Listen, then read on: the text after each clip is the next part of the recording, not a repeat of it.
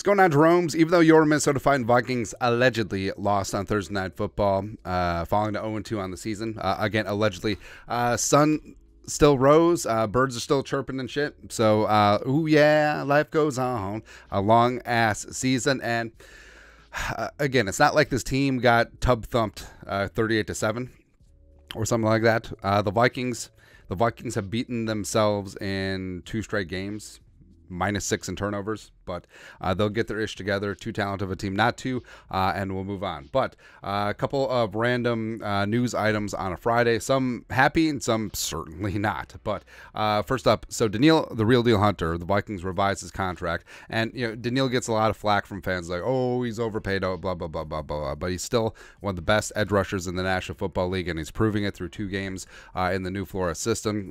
4 sacks, including a hat trick against Philly. Also, his sacks, where he had 2 in a row on that one drive, knocking the Eagles out of field goal range, was huge at that point in the game, keeping the Vikings in it. He's got 9 pressures over 2 games, a 15.5% pressure rate. Now, for reference, Danielle put up a career high 15.7% pressure rate in 2019 when he tied his career high 14.5 sacks. It's quite the tear that he's on.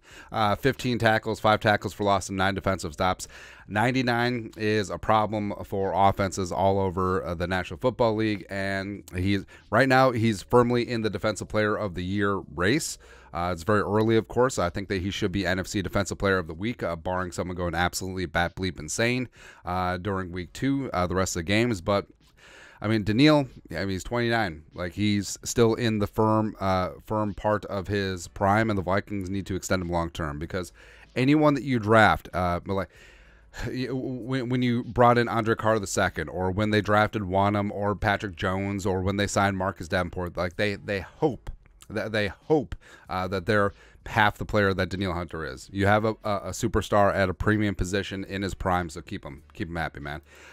Speaking of another superstar, Ivan Pace Jr., who had a prodigious season at Cincinnati, formerly at Miami, Ohio, and should have been drafted, should have been a day 2 selection, was unanimous All-American, but went undrafted because he's short, because he didn't check all the boxes in terms of the measurables. But the league's losses, the Vikings gained so far, Pace Jr., he's a starter, and he is a star. He absolutely is. So against Philly.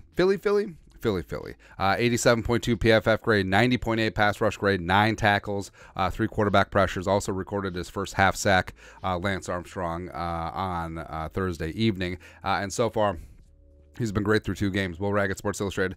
Vikings UDFA rookie linebacker Ivan Pace Jr. through 2 NFL games, 85.2 PFF grade, which is top 10 for off balls, 4 pressures, 2 QB hits, half a sack, 16 tackles.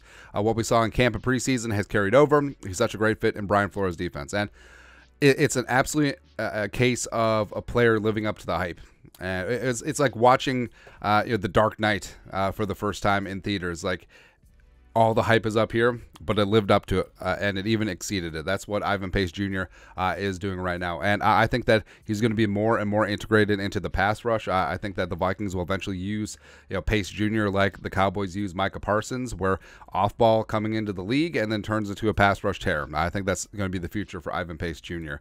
Speaking of the future, and speaking of Pace, Justin friggin' Jefferson, who would be the Bears' all-time leading receiver right now, which is fantastic. But he moved up to 9th on the Vikings all-time receiving list. Also, he became the fastest player to 5,000 yards in NFL history, which is great.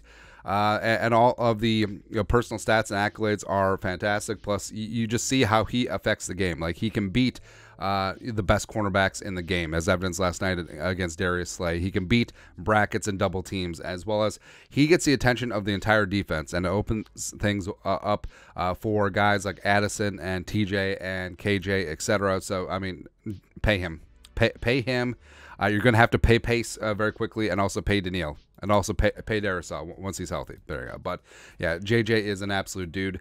But of course, it comes back to this, right? And here's what bugs me about the game. Like, I feel like a lot of Vikings fans are, crying in the breast milk. Oh, boo-hoo, you are what your record says you are. But I mean, there's context and nuance, like so much. And people completely disregarded, oh, you are what your record says you are. Last year when the Vikings were 11-0 in single-score games, but now that they're 0-2, the sky is falling. But, again, it's not like the Vikings got boat raced 38-7 in both of these games. It's not like it's not like they weren't in both of these despite themselves. 3 turnovers against the Bucs, 4 against the Eagles. And here's the thing, too. If JJ just tucks this ball in, goes out the half-yard line, the Vikings have first and goal, plenty of time. They likely punch this in, and they go into halftime up 14-10 versus 13-7. I get this entire game hinged on this play. Yes, there was a full second half to play, but mojo-wise, the Vikings win. The Vikings win if JJ doesn't fumble out of the end zone here. That's how razor thin these games can be. It really is a game of inches. And also, remember, you were in Philly, like you were in their backyard, hostile crowd, the reigning, defending NFC champions, and it all hinged on this one play. So again, it's not like the Vikings got blown out. It's not like they lost 40-0 or 40-3. The Vikings are a damn good football team. They just need to get out of their own damn way. It's true. Like clean up the turnovers and get some help in the trenches, and then all of a sudden we are so back. We're so back, baby. And I understand. People poo-poo on us because we're positive, but like, how can you be overly negative about these two games aside from the outcome? Again, that's all that matters. But they're playing good football, in spite of themselves at times. There you go. But also, since the Vikings are 0-2 and the only team to have lost 2 games so far, technically, until Sunday, they are on the clock for the number 1 overall pick. And of course, the entire tank for a quarterback thing, I fully understand it. Trying to find your quarterback in the future, but it's kind of hilarious that some fans are champing at the bit to tank for a quarterback when quarterback is far from the main issue with this team right now. It is kind of hilarious. Something that is completely not hilarious. So Alexander Mattison shared on social media some of the DMs that he got after the game, and it's some really horrific, racist, vile stuff. And we're not going to show it because it's a family show, but you can find it very easily.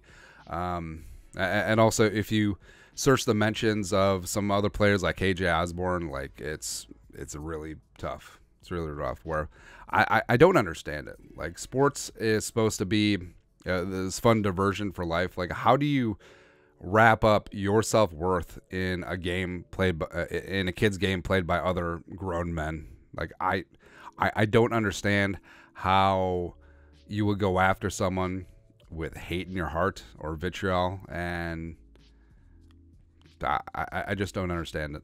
Like, yeah, they're athletes. Yes, they get paid a lot to play a kid's game. They're humans too. It's just ridiculous. Just ridiculous, man. And the Vikings put out a statement too, and it's honestly, if you're adding players with hate and racism and just whatever because of the results of a sports ball game, I mean, get a life. It's ridiculous. You need to honestly tear down and completely rebuild your thinking about life, man. And also cheer for a different team. Like, you're not wanted here. Get the hell out.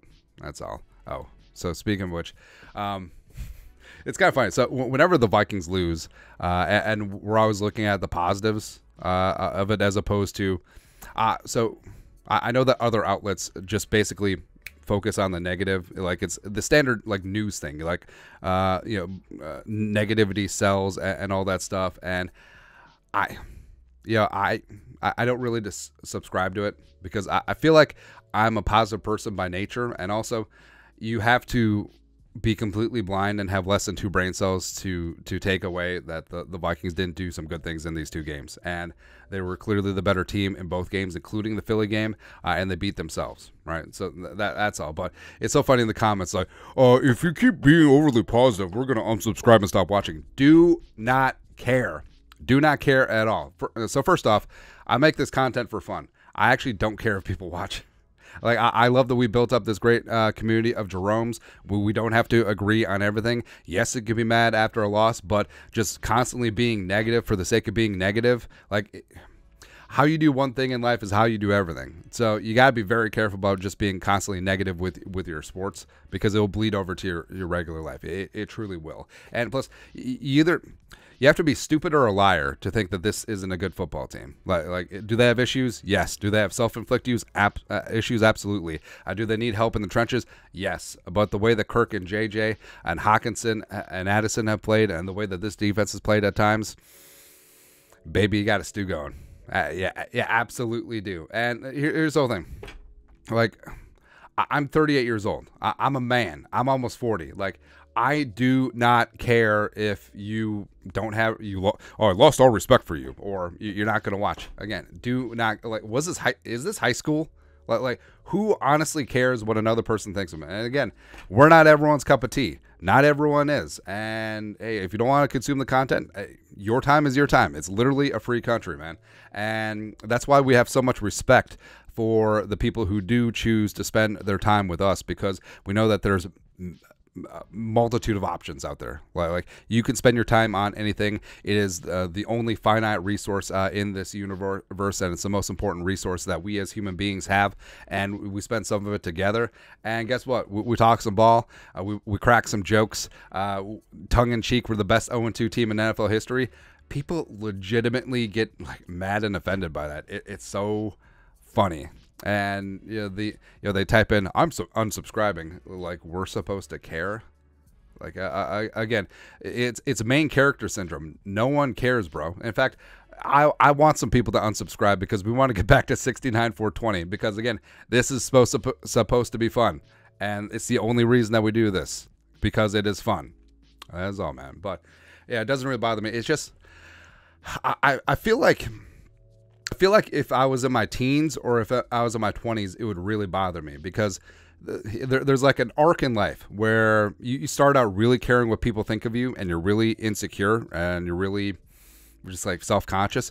But then you get to the point, which is the beautiful part in life, and it's sad because it takes a while to get there, where you don't give an F what people think. You just really don't. And I am in the thick THICC part of that.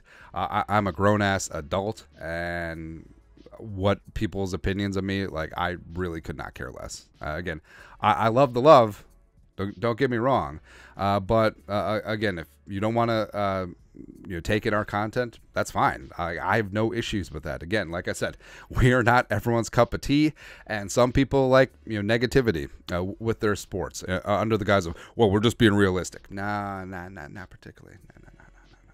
No. And also, our positivity is rooted in reality as well.